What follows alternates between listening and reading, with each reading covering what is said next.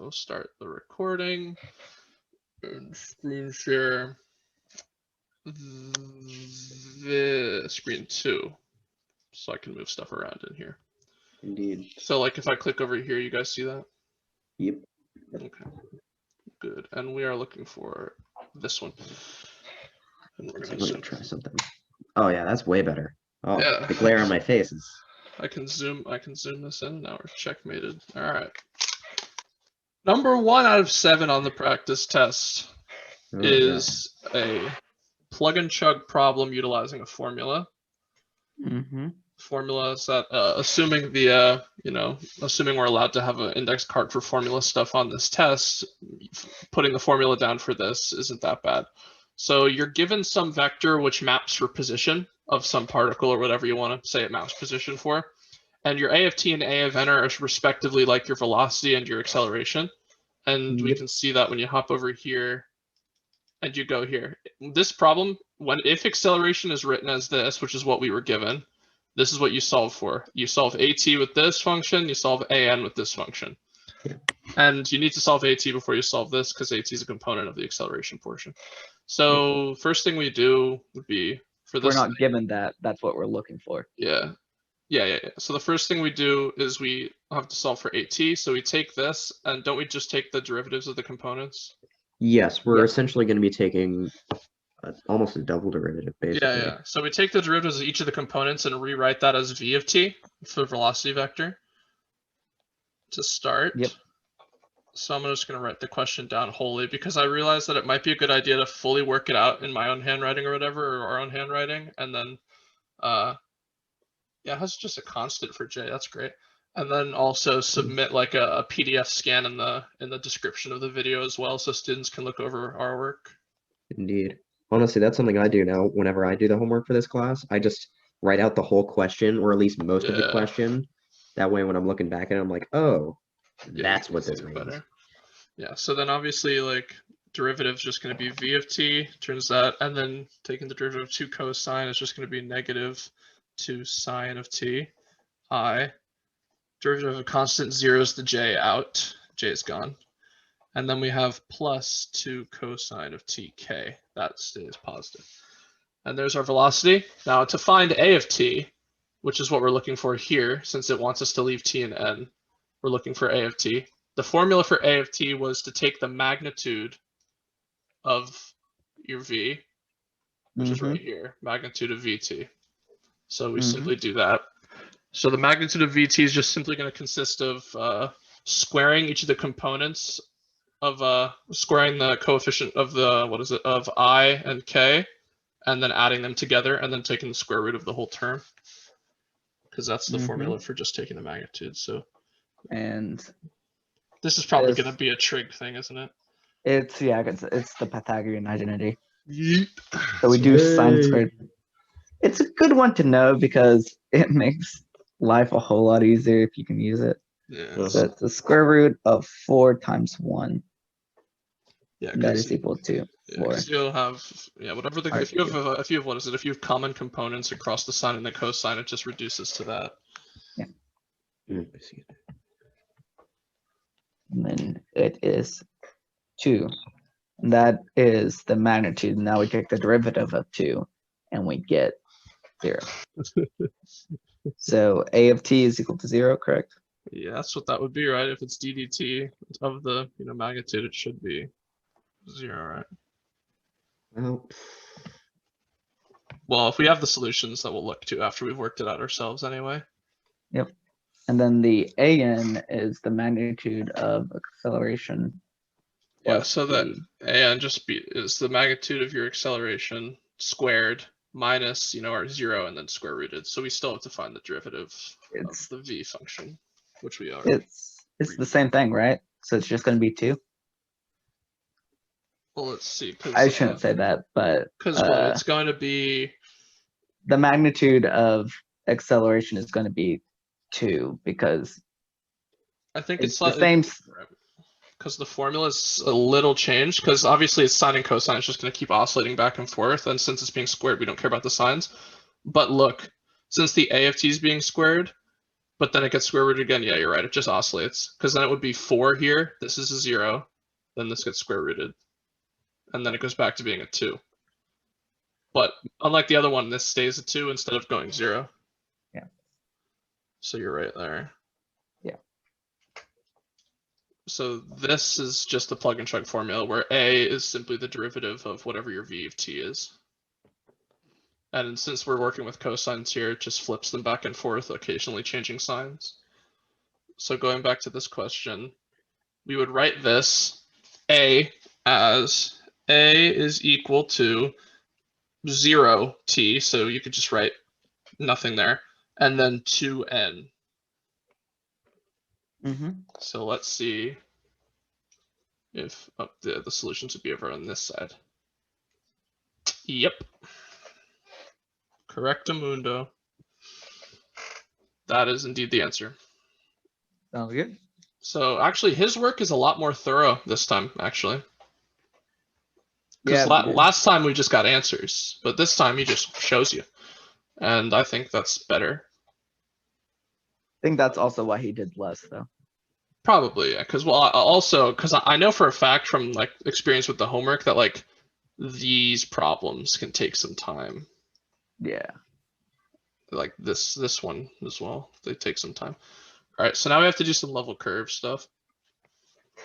So because of all the emphasis we've done with the level curves and all the even a lab with it, I definitely anticipate some type of level curves question. Yeah. Without a doubt. So this is probably one to look into and like talk about if there's any confusions. So this is some function is equal to c on the same set of coordinate axes given values of c. So it gives us some function, gives us values of c. So this is something that I'm a little unclear on here. So when it says a value of c, it says f of xy is equal to c. It gives us some f of xy. Does that mean we set x minus y squared equal to the number then that we're given for this point? Yeah, for each one. Yeah. So find and sketch the level curves is we should be given a graph. So it'd be like 1 equals x minus y squared, and we need to sketch that. Yeah, and it has to be all drawn on the same level of axes as well. X So here, 0, x minus. Draw something. And you'd have -1 is equal to x minus y squared. You would have 0 is equal to x minus y squared. And then you would have 1 is equal to x minus y squared. And when graphing these, should we rearrange them to graph them? We obviously can't use a calculator. Yeah. So looking at these, I mean, you could rearrange it relatively easily. You subtract your x over, divide by -1, and then square root it. Yeah. But then you're gonna have some, obviously, like a root function. So I'm not sure what I know what that'll look like, but it'll look a little stupid, I guess. Yeah, and that's where I would say that you would be careful to not lose solutions. Yeah, so what we're gonna have to do plus and minuses then. Yeah. So when you take the square root, don't forget 2. Yeah, so then our first one ends up being y is equal to the square root of x plus 1. Isn't y squared equals x? Y squared equals x is a parabola, but it's on the side, right? Probably. Yes, that's correct. And then the level curves is just going to be just a map of the parabolas. Just the left and right and left. Yeah, because these are probably, it would make most sense for these to be like x values if we arrange it like that. So or at least affecting the x values. Yeah. So let's start with the 0, because the 0 can allow us to easily set a baseline. So let's set it equal to y squared. So it would end up being -x is equal to y squared, because wait, no, it's still positive. Yeah, it's just y equals x. Well, y squared is equal to x with 0. Yep, and that is our sideways parabola. Yeah, so we would just have, a point at the origin, and then at y1 and y-1, you'll have it at x1 and obviously follow your parabola curve, and you'll have your parabola facing sideways. Then if you go to +1, well, let's go back to -1.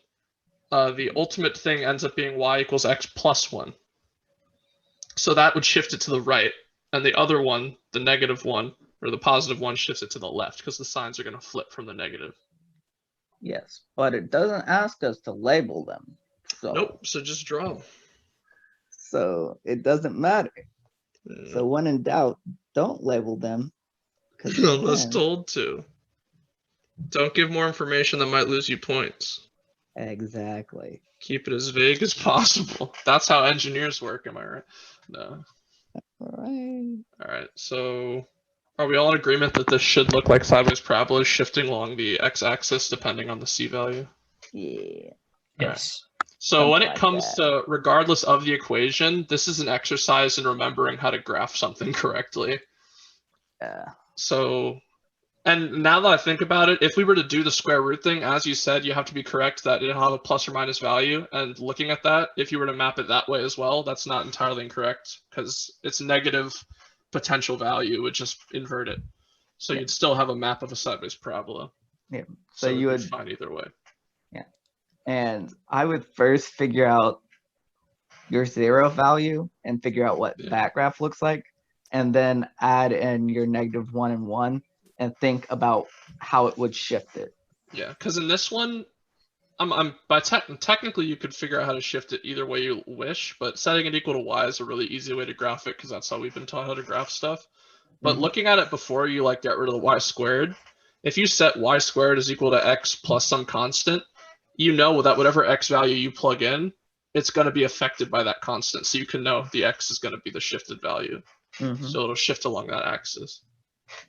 Well, we can look at the solution for this. Hopefully it's that's not the solution. This is the solution. Yeah.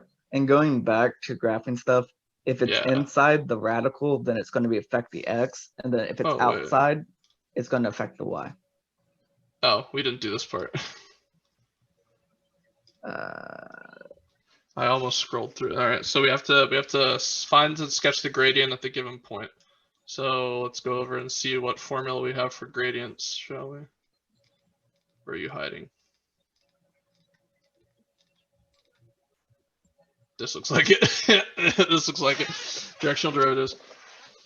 All right, so looking at it, we were given some value like gradient f at some point. It is 2, 1. So everyone get that down. Gradient of f at 2, 1.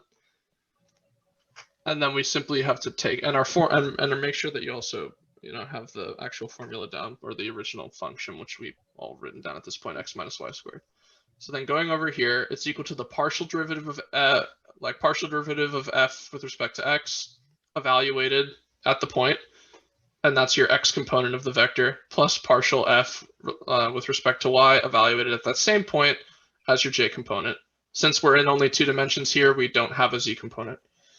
So we just go through and do partial derivatives. Hopefully everyone knows how to do those by now. I don't see them as too difficult, but I can see how they get weird when you start chaining them a million steps in a row. But partial with respect to x is simply just going to be a y squared I, or negative y squared I should say. Almost messed up there. And then plus partial with respect to y is going to be x minus 2y. Wait, what? Right? If you take the partial with respect to y. No, if you take a partial with respect to y, the x will cancel because it's a constant. Yep. You take a derivative of a constant. Same thing with the first one. Yeah, you take a derivative of y squared. It's going to be 0. So we don't even have an I component. Beautiful. Wait, not we do. It's still 1. Yeah, it's 1. Oof. All right, there we go. I got I minus 2j. When you plug in 1 for negative 2y. Yep, that's it. It's going to be I minus 2j. Now, we can choose to map this anywhere, right? Yes.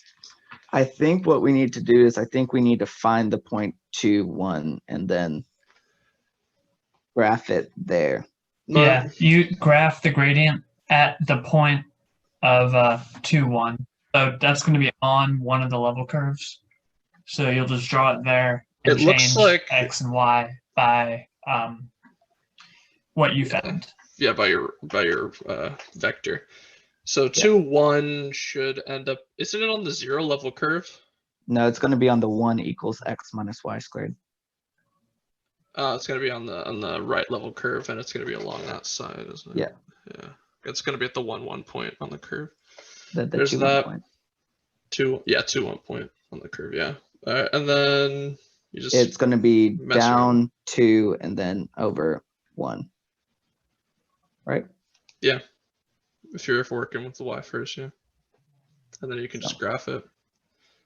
There you go. So that's what he did over here. I think I probably screwed up the magnitude, but he did it right here. Yeah. He zoomed his in a lot more, and look, you go over 1 down 2 or down 2 over 1, same solution. You just draw some arrow. Okay. So there's that, and we have I minus 2j. Yeah, same thing.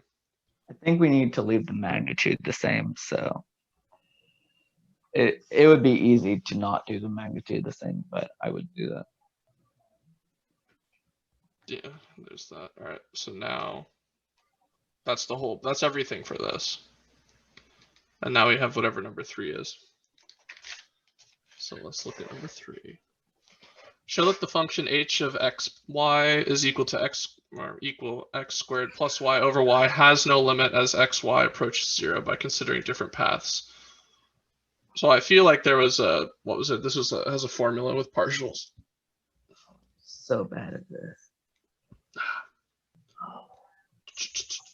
Tangent planes. No, that can't. This is not it. No, it's got to be up more. Directional derivatives.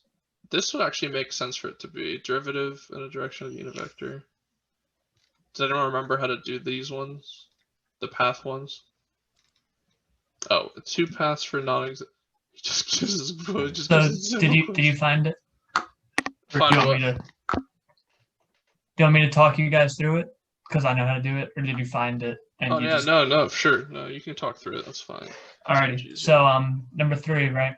Yeah. To find the limit, you're going to set y equal to some equation x. So an easy one in this case would just set y equal to x. Okay. And then plug that into the equation. So you'll get x squared plus x over x. And then just perform algebra to cancel the denominator so that you're not dividing by 0. And then plug in 0 and see what you get. So we got 1. So like the limit of xy as it approaches 0, 0, when y equals x, which is the direction, is going to be x squared plus x over x. Take out an x, you get x times x plus 1 over x. You can cancel out x's, so you just get x plus 1, and plug in 0 for x, and the limit equals 1. Does that make sense? Yeah, I get it. So you arbitrarily defined your path as x. You could choose it as y as well, right? You could say x or y is equal to, or x is equal to y instead, and then you just have the same solution. Yep. And then after you do that, you're just going to set a new value or new direction. So like I set y equal to x squared, and then if you get a different limit, then you know that the limit doesn't exist. Okay, so we could do this because it says by considering different paths. So it's up to the student to decide what path they want to choose unless it's given to us. So as you said, you picked x for the first one, and then you could just as easily. Well, no, it would be the same thing doing it backwards. So you said you set y equal to x squared next. Is that what you said? Yep. Let's try that. See. So if we have x squared plus x squared over x squared is going to be equal to 2x squared over x squared is equal to 2. Did you get that equal to 2? So there's no limit doesn't exist here? Yes. Yeah. So the key when doing these problems is to make sure whatever path you choose, like y equals x or y equals x squared, goes through the desired point. Yeah. So like you're not going to want to set y equal to x plus 1 because that doesn't go through the point 0, 0. And then something that I just realized the reason, because I said earlier that you could instead say set y or set x equal to y. And I just realized that I did y equals x first, and then I was going to do x is equal to y, and I realize that that's the exact same thing, and I don't think that counts. Yeah. So because that would you'd get the right answer there because they both be 1. yes. But in that case, you can prove that that's like not a good idea. You shouldn't do that. You can use whatever path you want. You'll just want to pick one that's easy to work with. Yeah. Okay. Because so what you want to do is approach from a different side, and if you use the same line, you're approaching from the same angle. Yeah. No, that makes sense. This doesn't seem that bad. It's just it's interesting because it's one of those things where, unlike most things where it's some type of plug or chug formula or trick you need to memorize, this one's really easy. It's just a matter of you actually have the freedom to choose what you want to do with it. And remember, so the main things is keep it simple and make sure it goes through the point. Yeah. Yes.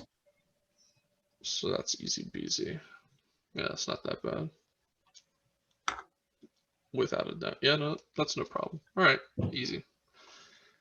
Hopefully we get a couple of those because those don't seem too bad. And obviously, I assume we can do this in 3 dimensions, or have we not done it in 3 dimensions yet? Theoretically you could, but we won't be asked to. Yeah, it'd probably be worse in 3 dimensions. Yeah. All right, and now this number 4, I definitely know how to do this one because we had to do this in one of those like 50-point collaboratives. Yeah, find the partial derivative of w with respect to u when given a bunch of values for u, v, and w, and then given functions for x and everything. Yep. So you're given. You can do the path if you want, or you do not have to. Yeah. So what I would do here, since it's find the partial, it's not even find like the second order partial, and it's dw and du, and then it just gives you your x's. So there's 2 ways that you can do it. You can either take the partial with respect to the original function, and then do the chain rule by taking the partials with respect to the x and the y, or you can just plug in the x and the y's and immediately do it that way. Oh, yeah. But here, what is it? So there's actually a formula for this that at this point I should remember without having to look back.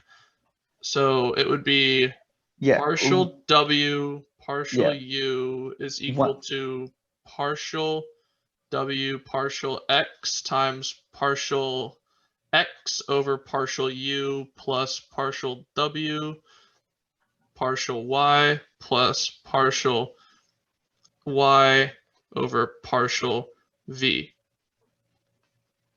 Something like that. Stay in the same variable. So since we're doing the partial of u, don't use partial of v. Oh yeah, no, I was messing up there. I was thinking about the other one. Oh, okay. The extended formula, because there's one that goes longer.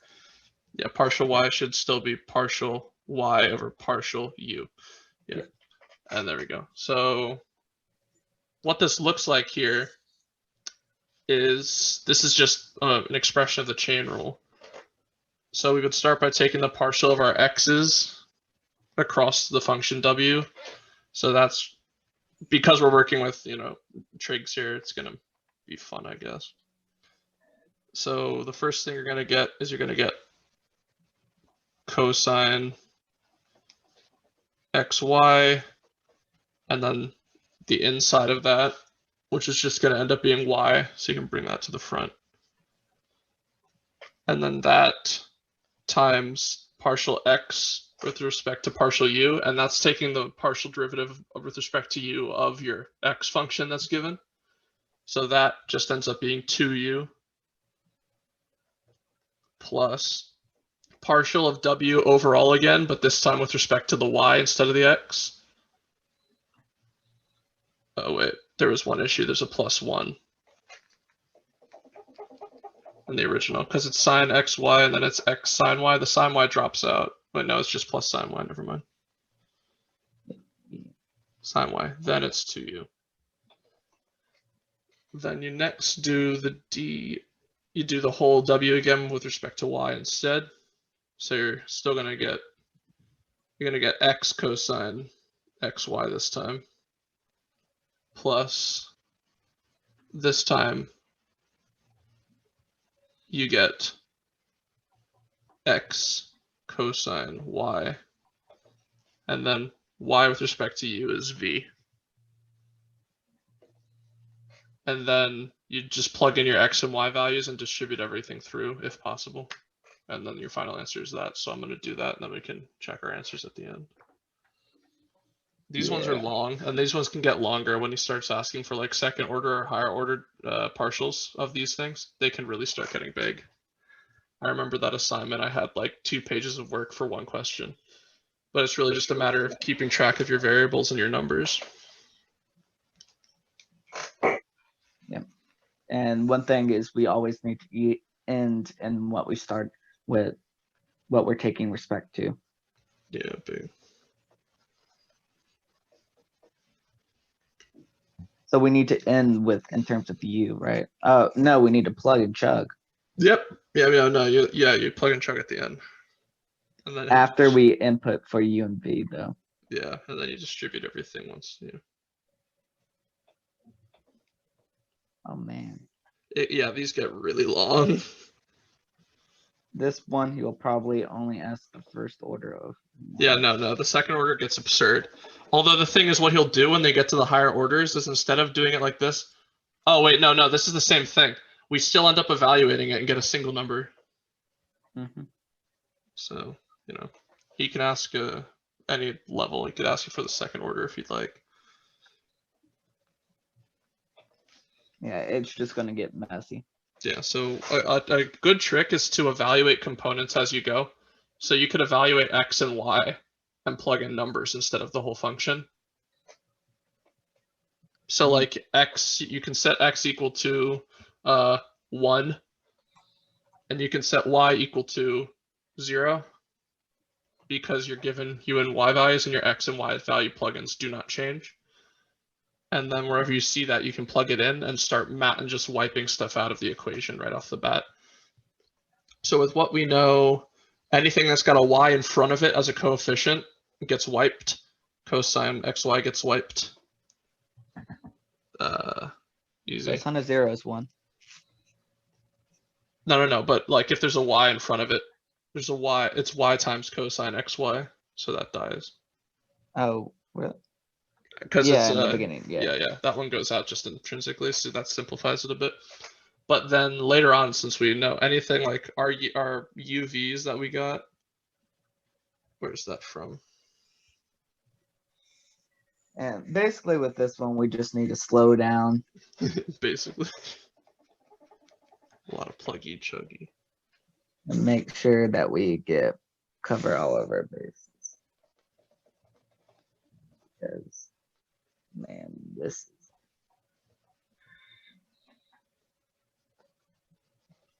I ran out of room. Oh, lucky for us, the whole first portion goes to 0 since it's multiplied by 2u. Really? Yeah, dx du is equal to 0. You can evaluate those too. You can look up at the formula that we have initially and forego an absurd amount of work by saying, what is the numerical evaluation of dx du and what is the numerical evaluation of dy du? The numerical evaluation of dy du is just v, or 1. So dy du is just 1. Dx du is just 0. So that wipes out the whole beginning portion, the dw dx, that's gone because we know it's going to all get multiplied by 0 anyway. And then the dw dy, we can evaluate that across the board and then multiply it by 1. And that simplifies it drastically. So I didn't do that last time, but that's a good trick to know. So if you evaluate, if you look at your initial formula and evaluate your partial portions to a number, you can figure out if stuff's going to get wiped out, or if anything, save yourself some work. Because distributing that stuff, then plugging it in is probably annoying. Especially when one of your variables is going to be 0. Yeah, that helps a lot. Yeah. Definitely. Cosine of UV is 0, which is 1. Okay, I got 2. Let me look at this. So that is that. V y is equal to 0. As the dust has settled. Cosine of 0 is just 1. Correct. So you get 2 cosines of 0. So you just get 2 times 1, which is just 2. So I got 2 as well. So these questions, I said this at the beginning when we were talking that the chain rule stuff is a little ridiculous simply because it's a lot to keep track of. Mm-hmm. But simplifying it out, because in these questions, it's like, because of the way we're taught to do math, we always want to work it out to get one long formula and then plug in the numbers. But in these cases, that's actually detrimental and it's going to slow you down and you'll probably make mistakes while doing it. It's much better to take that general formula that we start with, which is the partials, where it's partial w du is equal to partial w over d, like partial x times dx du plus partial w partial y times partial y over partial u, and evaluate the partials with respect to the u of those components into numbers, and then you can do your stuff, because that's one of the most difficult parts, distributing that at the end. Yeah. And then obviously don't plug in your x and your y, also evaluate them to numbers. Just make everything numbers. Yeah. The formula doesn't help here, so we can go check the answers once my thing leaves my site. Get out of my site. Let me click my tabs. There we go. Yeah, it's 2. No, this is that was the partial thing. Yeah, this one he did the same thing. It's a no limit. We never checked this one, but yeah, we were right there. Yeah, it's 2. Look, this is exactly what he did. That's actually pretty wacky. This honestly makes sense. Yeah, so it's dxdu, but why did he do dxdv? What was that about? What? Because look at his partials. He did partial x, partial u. He also did partial x, partial v. But he doesn't. But we didn't use that at all. So. Yeah, because that's not. Yeah, it's not asked for that. Obviously, if it asked for partial w, partial v, you would need those. But we didn't. So, and you can see his formula doesn't use it anywhere either. So he just wrote that down just because. Actually, it looks like he wrote it down because it was part of his branch diagrams. Makes sense. Yeah, but even so, those weren't. That's excess. It's not something we needed for this problem. Yeah. Yeah, as he said, doesn't matter here because that thing evaluates to 0. So I like how because I remember when he taught this, and I don't think he expressly told us that this was something that should be like something we do, like evaluate the partials into numbers as opposed to leaving them in formula form, because this is a really good trick. Yeah. And I feel now that's only used for evaluating. If it's just asking for the variable, then you have to write it all out. Yeah, if you're asking for a variable, you're gonna run out of paper, just to say the least. So there's that. All right, bop. So that was time, whatever comes first. Yeah, that was number 4. So that was that. All right, now we're getting into the ones that I have less knowledge of. So obviously these are all still formula things that we can look at. But number 5 is find the direction in which the function f increases most rapidly at a given point, and you give your answer as a unit vector. So you'll find your vector and then divide it by its magnitude to get it to that form. And then you'll do what is the derivative in that direction. So this is the directional derivative stuff, and then find the derivative of f in the direction of some vector at p0. It gives you the function, it gives you a vector, and it gives you the point. Yeah. Well, there's definitely a formula for this. Oh, by the way, asking if he'll have us draw the branch diagrams. I think if he sees that, he'll give you partial credit for it, knowing like, hey, this is how I started the problem. But he's not going to count off for it. He's just give you partial credit if you got the rest wrong. Yeah, makes sense. The derivative in the direction of unit vector is the gradient times the unit vector. Yeah, so it's this times the unit vector, which we get. Okay, this thing needs to move. Boop. There we go. So what we're doing here then, our process is taking the gradient of this function, taking the unit vector of this function, and dividing or multiplying this, evaluated this to this. So a quick thing we can start with, I guess, is taking finding the unit vector of v. Yep, That's a- unit vector. That's quick and easy. So the v is equal to negative 5i plus 12j. The unit vector of that is simply going to be the square root of negative 5 squared, but it really doesn't matter what sign you use when they're getting It's gonna be squared. 13. Yeah, It'll be plus, yeah. plus 144. Fun Yeah, fact, that's this gonna is be a special right triangle. silence. 12, 13. I don't want to hear special right triangle talk. I never knew how to do that, and I never will. Ratios. I only figured out it was 13 without doing math because I remembered my my squares 25 and Yeah, because what? 44 make 169, which is 13 squared. Yeah.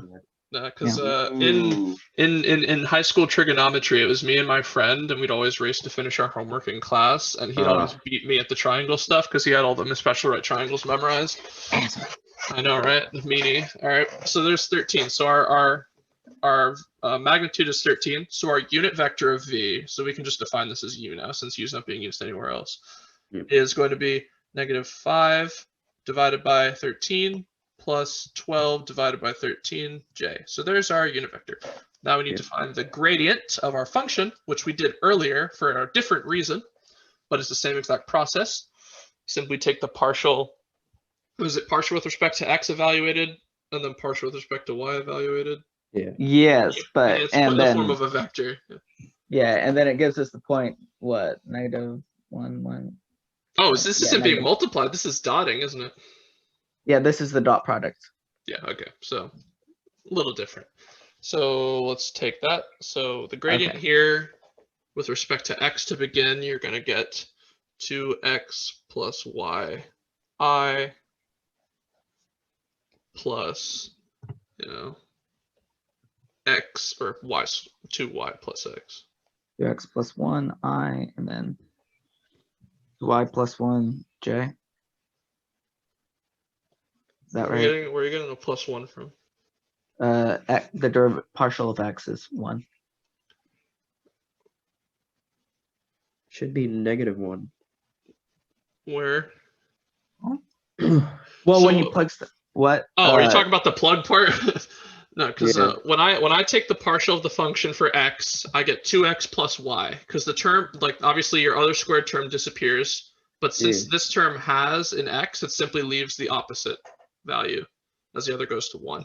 So I have 2x, I have 2x plus y for I, and then I have 2y plus x for j. It should just be the inverse, or like the opposite form. Yeah. And then when you plug in your numbers, it'll be a little different. Yeah, So you get what? You get 2 minus 1 for I. Wait, no. Opposite negative that. 2, negative 2 plus opposite 1. That, yeah, and then the other one should be 2 minus 1. 2 minus 1, which is 1. So you have negative I plus j. And then you dot product this with our previous vector. So negative 1 times negative 5/13. 5/13. Plus 12/13 times 1, which we don't care about. So 17/13. What? Our answer is 17/13. Oh yeah, I forgot. Yeah, you just add these things together. Forgot that a dot product, everyone listening, dot product produces a scalar. It does not produce another vector. Remember that. I've made that mistake too many times. Yeah, dot product is not multiplying the vectors. So the directional derivative is a value, scalar number, and we can check the answer. So we say 17/13. Survey says. He says you're on crack cocaine. Prove it. It's 17/13. Checkmate. He says note something here, so I'm going to read it. U is not quite in the same direction as the max rate of change.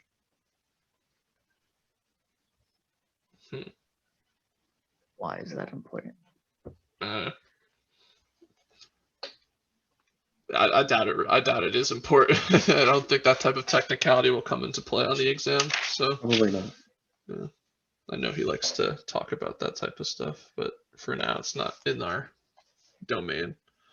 All right, so now we're doing linearization stuff. So that's fun. All right, so the linearization of some function at some point, and then we have to estimate, you know, the change, Wait, whatever. wait. Find the direction in which the function f increases most rapidly at p. P naught. What is that? Is that u? Yes, that is. So like where I underlined in the answer key, negative 1 over square root of 2i plus 1 over square root of 2j. That is the direction f increases most rapidly. And then he skipped the next question. What's the derivative in that direction?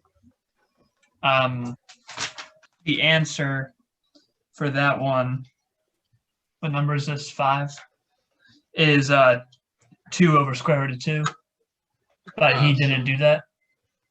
And he went straight to the third question, find the derivative of f in the direction of v equals negative 5 plus 12. Yeah, so we actually missed the first part. But we kind of did it in our own way, but not really. So wait, sorry. You probably would have gotten at least partial credit because, like, in the process of doing the second part, you did the first, even if you didn't specify that so this is the exact answer. All right, so we're going to go over that again, though, just in case. So the gradient gives the direction and magnitude of most rapid change. So you take your gradient, which we did, and then we simplified it, but we never put it into unit vector form. So that's on us there. So yeah, you're right. You'd probably get docked there because we didn't actually answer it. We just used it to solve our question. Because at the end of the day, the unit vector version of it doesn't come into play for the larger problem. It simply answers that little portion of it. But for the future, when asked a question where it says find the direction in which the function f increases most rapidly at some given point, it is simply going to be the gradient in unit vector form from here on out. Just okay. Remember. All right, so back to these problems here for the linearization. This one. That so that is important, but yeah. So this is this question, and this definitely formula for this probably. I wouldn't doubt it. You take the derivative and here it is. It's this. I remember this from the homeworks. So everyone, let's get our function down so we can go look at the formula like a bunch of monkeys. Let's get to that ds and 0.01. The ds of 0.01. Oh yeah, that's no fun. Oh yeah. So we have f x y is equal to x cubed y to the fourth. P0 is 1, 1. And then we can also say P0 1.01 for later. 1.01, 1.01. I remember that from the homework as well, estimating the change. All right, so our formula for this is this. So it's the function evaluated plus the function partial to x evaluated times, just x minus a number, plus the partial of y evaluated at the point times y minus, the port. It's just the formula plug and chug. Yeah, I think of it as the point plus the derivative of in terms of x, which is the slope of x, x minus x naught, and then plus the derivative in terms of y times y minus y naught.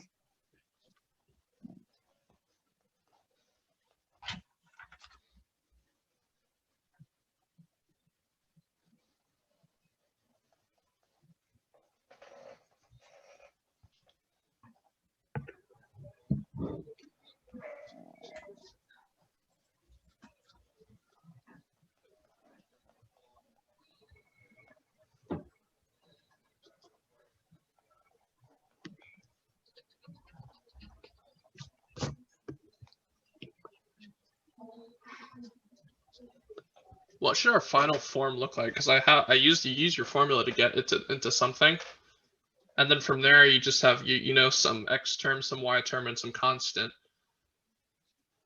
So do we just combine constants and just leave it like that? Yeah.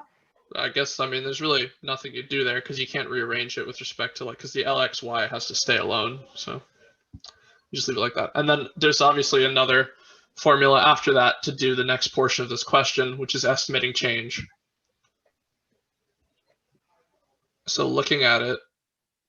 Yeah, so LX, y is just going to be I got 3x plus 4y minus 6. Yeah, that says I have that as well. And that's just from following the as we said a couple times by now, this is really just a bunch of formulas. That's why I assume he is going to allow us to have that index card, because it's just a lot of formula stuff. Yeah, Okay, so the next step looks like what we take our partials with respect to x and y, and then just take the derivative of them with respect to their same. Okay, so the variable. differential as an estimate of the change in a function from point to a point, a distance ds away in the direction u. Okay, so it's that one. How do we use that one? Yeah, so I'm looking at that because it says we have our initial point and we have our final point. We know that the change is 0.01. So what does that mean? Isn't the direction going to just be 1 over root 2 plus 1 over root 2? 1 over root 2i plus 1 over root 2j? Because we go over 0.01 and then we go up 0.01, which is the same as going over 1 and 1. So we find a unit vector of 1, 1. Do we find this in some unit vector form? Did it say that? Well, it just says we need u in the direction, and a directional vector is going to be. So here's what it tells us. But if I remember correctly, in the homework we did this, but obviously it wasn't expressly told to us in this form. The dx and dy have already known numerical values because this is what it's like defined as. Dx and dy are both 0.01. Yep. So we simply take our f of xy times 0.01, our f of x, and then our f of y times 0.1, and it'll give us our df. I think that's what we did in the homework. If that seems right. You fucking nailed it. Oh wait, should we evaluate the linearization function at the point we know, like we're given, or should we leave it as a variable? No, I don't think so, because it says find the linearization of that at 0.01. It doesn't say find the value of the linearization. Yeah, but the thing is, here df is a numerical value. It does yield a single number. Oh, okay. Jesus. I just got a heart attack. Someone's trying to call me on Discord. No. I'll tell him no. I'm going to tell him no. Can you see my Discord? Yes. That's probably a bad idea. Organize. Yeah, I'm just going to say. I'm going to text him instead. Check your messages. I refuse to check my messages. Close out old groups that don't see any activity anymore. Yeah, there we go. All right. It's because I have my headphones on full blast and I just had a heart attack.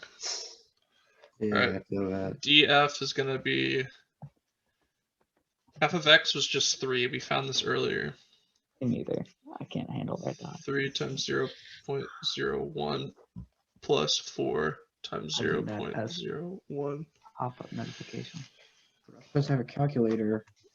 Oh yeah, damn, this is going to be a bit interesting, but since it is just some power of 1, well, some like raised negative power of 1, it should I guess since you're just multiplying it by 3 plus 0.04, right? Let me just confirm that. Isn't that just going to be, isn't it just going to be like... It's 0.07. No, well... Wait. Yeah, 0.07. Because the estimated changes, yeah. Yeah, the estimated changes should be 0.07. Hopefully he gives us something easy like that doesn't need a calculator, because that one's just a negative power of 10. And so you just move decimal points over. Yeet, let's go check it. Oh, then here's something different. Differential is an estimate of change in the function from a point to a point distance ds away in the direction of u. So this is what happens if you're given some vector with that. We obviously don't have an example of it, but this looks like he gave us numbers that might be examples for it. And this, and click the wrong tab. Come on, go up. There we go. Discriminate. That's racist. Discrimination is in fact rude. All right. Yeah, so this is what we got for linearization, and you can just leave this here. And then he says we can use this to estimate the change. Bruh, my homeboy just plugged in the number. And he got the same thing. Look at it. Yeah, Look because we're saying how much at it. f will change. Yeah.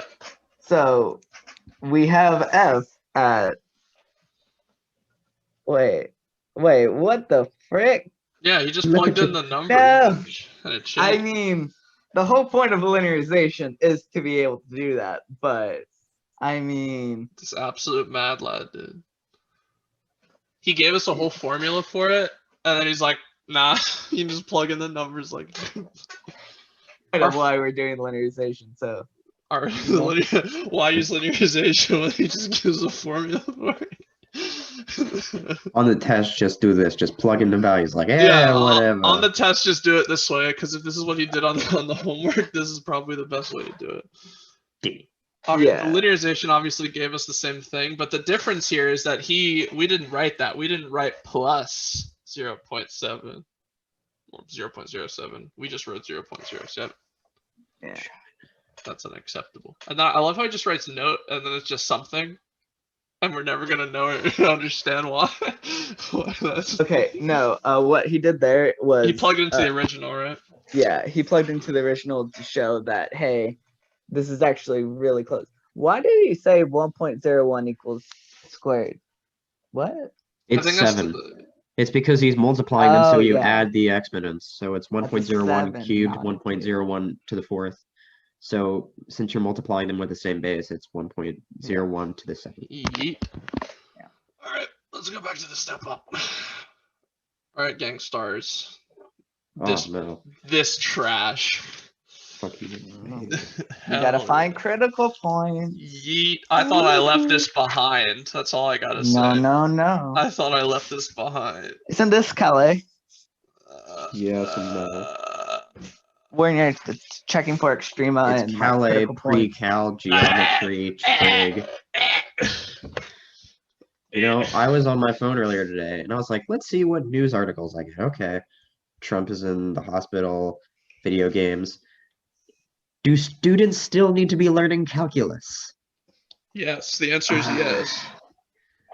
I'm like, in my head, I'm like, well, it's a bit late for that now, isn't it? Yeah. Now my Already most of the way through. Now my high school like steadily dumbed down the programs and made it like less and less work for students, and it wasn't good because it really just made it like a bunch of gen ed like trash. Yeah. Like simplifying programs is not a benefit for the students. If they never know any type of difficulty in academia, they're never going to succeed. They're going to be discouraged the first sign of trouble. Yo, that's me. Well, that's a problem. You got to fix that. Welcome to college, all of you, you honors high school, middle school, elementary students. Dude, rest in peace the college students who like cruised through high school honors classes because they were like a joke and then came to college thinking they're big shit and then they get their shit rocked immediately by like the first class they take.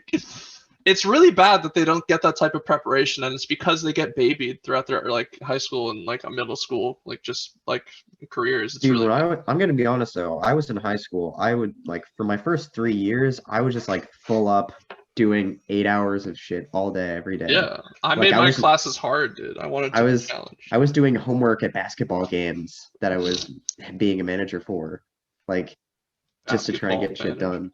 And then I come here and it's like, here's honors Cal A, even though you just got done with Easy peasy. Alright.